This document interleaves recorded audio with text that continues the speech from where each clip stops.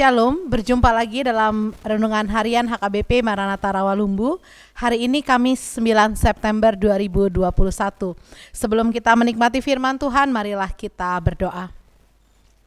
Kasih karunia dan damai sejahtera dari Tuhan Allah Bapa kita dan dari anaknya Tuhan Yesus Kristus menyertai kamu sekalian. Amin. Saudara-saudara yang kasih Tuhan, firman Tuhan untuk kita pada hari ini Kamis 9 September 2021 terambil dari kitab Filipi, pasalnya yang keempat, ayatnya yang keenam. Filipi 4 ayat 6, saya akan bacakan untuk kita semua, demikian firman Tuhan. Janganlah hendaknya kamu khawatir tentang apapun juga, tetapi nyatakanlah dalam segala hal keinginanmu kepada Allah dalam doa dan permohonan dengan ucapan syukur. Saudara-saudara yang dikasihi oleh Tuhan kita Yesus Kristus, pernah ada satu tokoh yang mengatakan bahwa sebenarnya bukan kematian yang menyiksa seseorang, tetapi yang menyiksa seseorang itu adalah rasa takut, dan salah satunya adalah rasa takut tentang kematian. Saudara, rasa takut itu kalau orang Batak mungkin bersilsilah begitu ya, hiranamar pariban dohot kekhawatiran kan gitu ya. Seperti kakak beradik dengan yang namanya kekhawatiran. Jadi kalau khawatir, dia terlalu khawatir, maka dia akan jatuhnya kepada rasa takut ya. Namun sebelum ketakutan itu muncul, maka ada rasa kekhawatiran.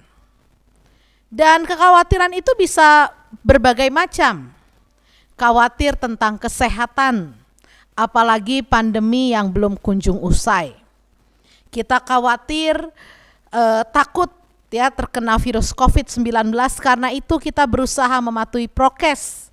Bahkan sekarang satu masker tidak cukup, harus double masker. Ya, saudara-saudara yang dikasihi Tuhan kita Yesus Kristus, kekhawatiran merupakan sesuatu yang sangat manusiawi, karena tidak ada orang yang tidak pernah mengalami rasa khawatir dalam kehidupan mereka. Bahkan ketika Yesus menjadi seorang manusia pun, rasa takut, rasa khawatir itu juga pernah dirasakan oleh Kristus Yesus. Ketika dia berdoa di Taman Getsemani, sebelum dia disalibkan, hingga katanya ketakutan, kekhawatiran itu berbentuk dalam peluh Yesus yang seperti titik-titik darah. Saudara-saudara yang dikasihi Tuhan kita Yesus Kristus, kalau kekhawatiran adalah sesuatu yang sangat manusiawi dan tidak bisa terpisah dari kehidupan seorang manusia, maka yang bisa kita lakukan hanyalah satu, yaitu bagaimana memanage atau mengatur supaya kekhawatiran itu ya, yang pertama tidak berlebihan, dan yang kedua membuat kita menjadi yang kontraproduktif atau menjadi orang yang tidak mau berbuat apa-apa. Karena khawatir gagal usaha, makanya dia tidak pernah memulai untuk usaha. Karena khawatir dia tidak cocok dengan pekerjaan yang mau dia lakukan, karena itu dia memutuskan untuk tidak pernah mencari atau mendaftarkan diri ke dalam pekerjaan apapun. Jika khawatir sudah dalam tahap demikian, maka itu yang saya katakan tadi, tahap kontraproduksi ya, atau membuat orang stagnan, tidak bisa berproduksi, tidak bisa melakukan apa-apa. Dan oleh sebab itu firman Tuhan mengingatkan kita bahwa hendaknya kamu khawatir tentang apapun juga.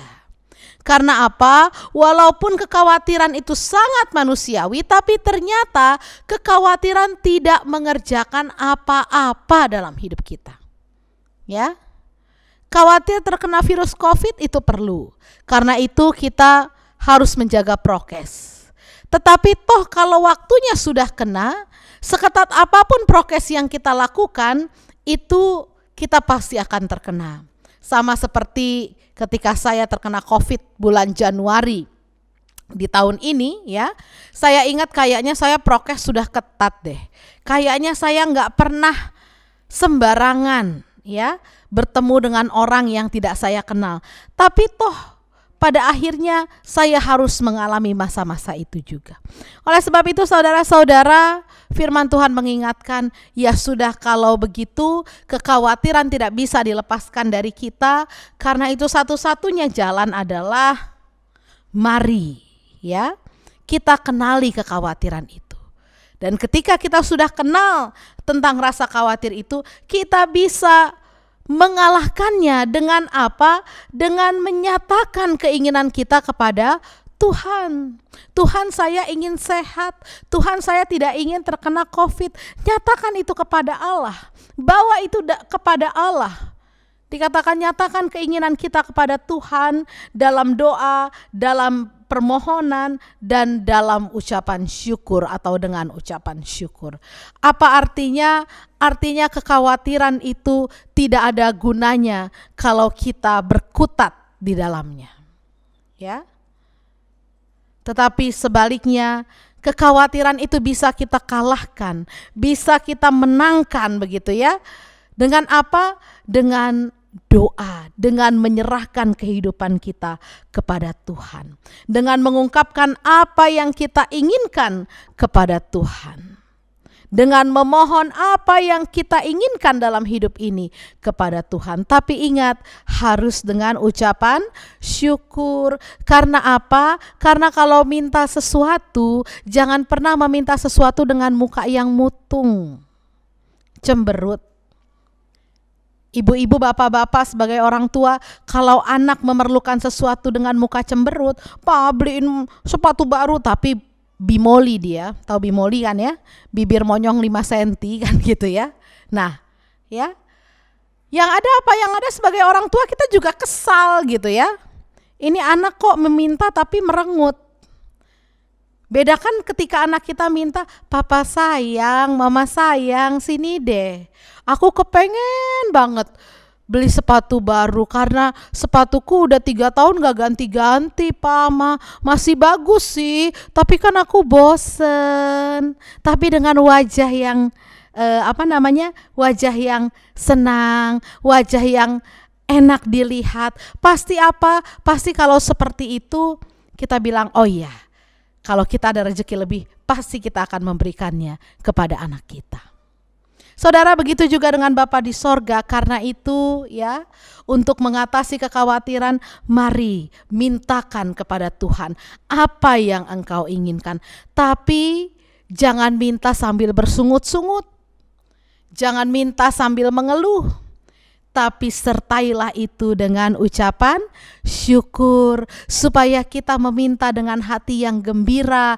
"Tuhan, saya tahu bahwa berkat Tuhan sudah luar biasa dalam hidup saya, tetapi masih ada Tuhan yang saya inginkan." Ya. Nah, itulah sebabnya saudara-saudara, firman Tuhan untuk kita pada hari ini mengingatkan, mari ya, kenali rasa khawatir itu. Jangan mau kalah dengan rasa khawatir, tapi kalahkanlah itu dengan doamu, dengan permohonanmu kepada Tuhan. Tapi bukan permohonan yang bersungut-sungut, bukan permohonan dengan muka cemberut, bukan ya, tetapi permohonan dengan ucapan syukur. Tuhan memberkati saudara.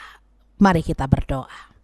Bapa di sorga, kami mengucap syukur dan terima kasih untuk firman-Mu yang mengingatkan kami supaya kami tidak mudah khawatir tentang apapun juga.